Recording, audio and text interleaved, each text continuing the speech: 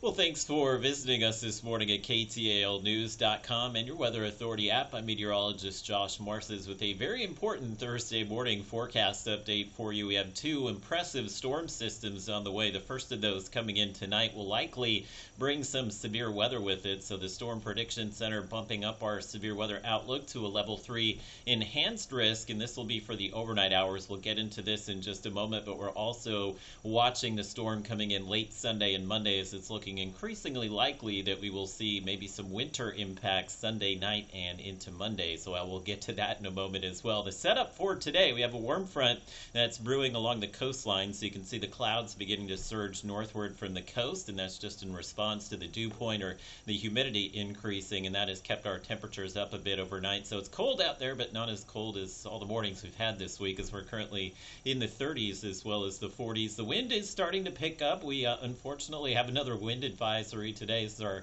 third one of the week, so we're expecting wind gusts out of the south today to be about 20 to 25 miles per hour, but then tonight and tomorrow those winds will begin to gust up to about 40 to 45 miles per hour, which is similar to the winds that we had on Monday as well as Tuesday. That south wind will be a warming wind for sure today. That should push us to about 70 degrees in Shreveport, mid-60s for Texarkana, and a very impressive, very energetic storm system which is brewing back here in the desert southwest. That's what's going to make its way in tonight. So it will be coming in with a lot of wind, a lot of the ingredients for severe weather. So the main threat for us here, I-20 and northward, we're in that level 3 enhanced risk outlook, and that's where severe weather will be most likely late tonight. Main risk is going to be for some damaging wind gusts, but there's also an elevated risk for some large hail, especially once we're closer to midnight tonight. We can't rule out a few tornadoes, including maybe a strong tornado in that enhanced risk area. So very important tonight. You either wait up and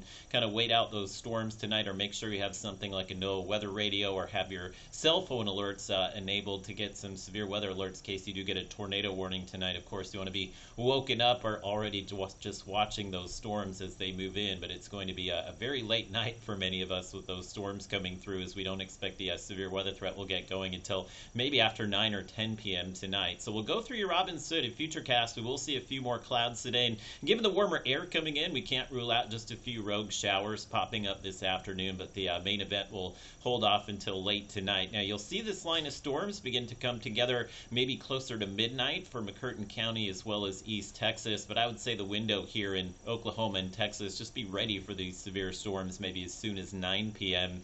and then likely we'll see that severe weather threat come to an end for most of Texas and Oklahoma once we get to about 2 or 3 in the morning. Storms at about 2 a.m. will be passing through Texarkana and approaching Shreveport, so Louisiana and the rest of our Arkansas counties and parishes will mainly see that severe weather threat from about 2 until 5 a.m. Rain will clear out of here very quickly, but if we do see this back edge of precipitation come through, temperatures dropping to near freezing, could see a quick burst of snow maybe across McCurtain, Little River, Sevier, Howard, and even Hempstead counties. I'd put you on alert for maybe a few snow flurries tonight. But given the warm temperatures today and how quickly this system is moving, we are not likely going to see any accumulations, and then it will be windy, much colder tomorrow as your highs will then drop into the 40s. Won't be a big rainmaker for us, but maybe some areas here where we see the stronger storms will pick up about an inch of rain. But I will say the flood threat very low for us. Let's turn our attention to late Sunday into Monday weekend in the 50s. Will likely be dry Saturday and